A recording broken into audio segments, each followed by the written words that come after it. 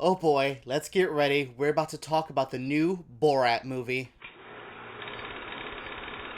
Hello everyone and welcome to Flickering Myth TV. My name is EJ Marino and today we're diving into a brand new review of the film Borat's subsequential movie film. Borat's subsequent movie film?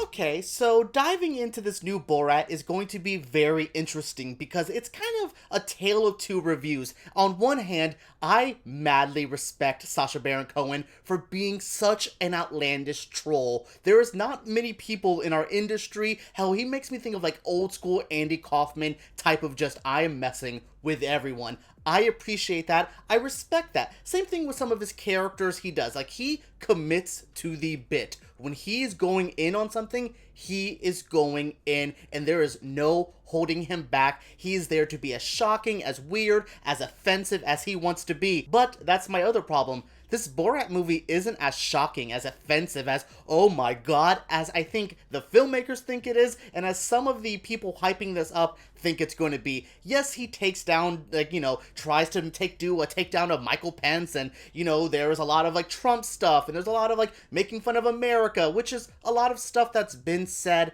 a million times, like, oh, Mike Pence can't be in a room alone with a woman, haha. It's just like, okay, give me some new jokes, give me some new material, some new stuff to sink my teeth into. And then when there is new material in this movie, the jokes go on way too long. Some of the gags are just not as funny as they should be. It's a conflicting review because I want to appreciate this. I want to love something that's shock art, something that's wild and over the top, but this really isn't that. So Borat's subsequential movie film, I will say, actually has a plot. We have the leader of Kazakhstan who gets Borat out of imprisonment for making a really bad movie a couple years ago and says, we have a mission for you.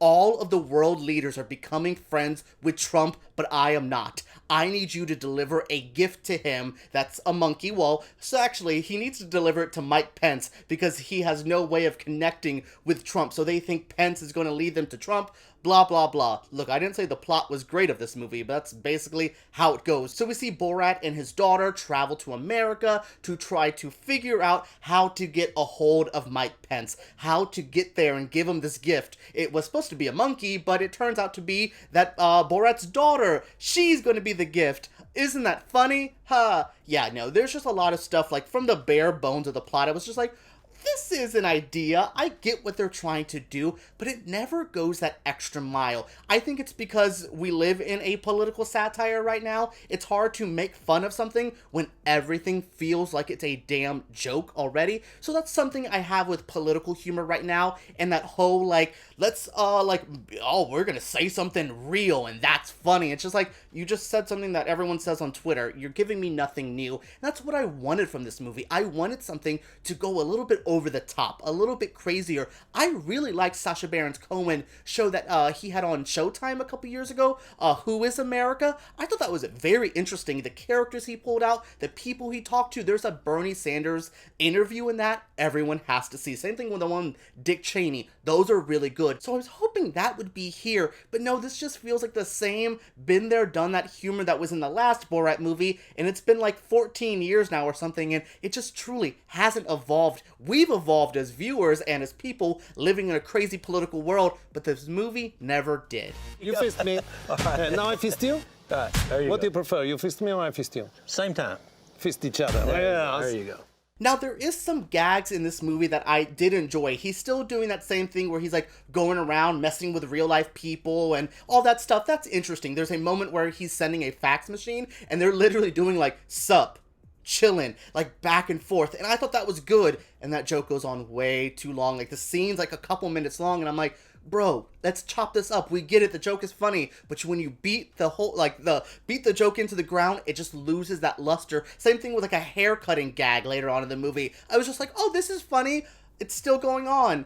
It's still going on. Oh my goodness. Yeah, this is just the issue with this. Is like there's so many moments where I was just like, this could be better. We're not putting that full 110%. I just saw Sacha Baron Cohen in The Trial of the Chicago 7. A fantastic performance from him. A real transformative role. He loves to look and act and sound so different, and he did it there. I was hoping he would still bring that here. I was hoping one of the characters would be a very transformative character, like he did in that show Who Was America, where I literally couldn't recognize him. I knew he was dressing up as people, but I couldn't tell. Everything here just felt like Borat in Borat outfits, and I don't know, I'm just really, I don't want to say I'm let down by this, because I wasn't expecting much. This is actually exactly what I thought it was going to be, but I was just hoping it would blow me away. Something that I would be like, oh my god, or hey, I'm a pretty like liberal kind of person. I was hoping to be offended. Something that would shock me. Something that I would be like, oh, they did that? But everything from the jokes about like Mike Pence to the way they're handling politics to some of the offensive jokes against like Jewish people and the gay community, none of it felt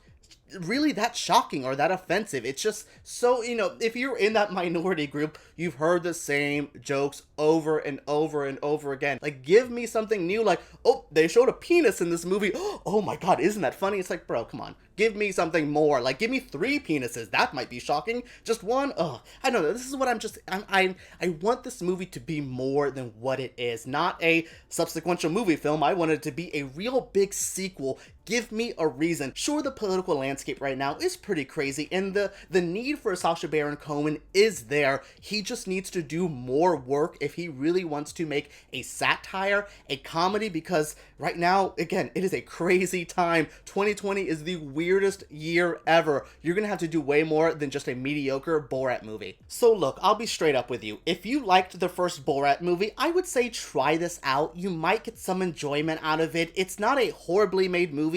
The acting performances are fine. The people that they get in this movie, there's one near the end that is like, oh, whoa, that is crazy. That's the only time this movie actually shocked me, is closer to the end, where I was just like, oh, y'all did that? That got me. But if you kind of have like some, oh, I don't know what this is going to be. Is it more of the same? Yes, it's more of the same. Avoid it if you don't want to just be let down. This is a hard review because I want to like it. I like Sacha Baron Cohen a lot. I think he shot himself in the foot with like a supporting actor nomination at the Oscars for The Trial of the Chicago 7 with this movie. But hey, that's a whole different conversation for another time. Alright guys, what did you think of this review for the new Borat movie? Let me know down in the comments below. Subscribe to Flickering Myth because we make videos like this every single week. And give me a thumbs up if you did enjoy this review. Alright everyone, let's talk about Borat down below.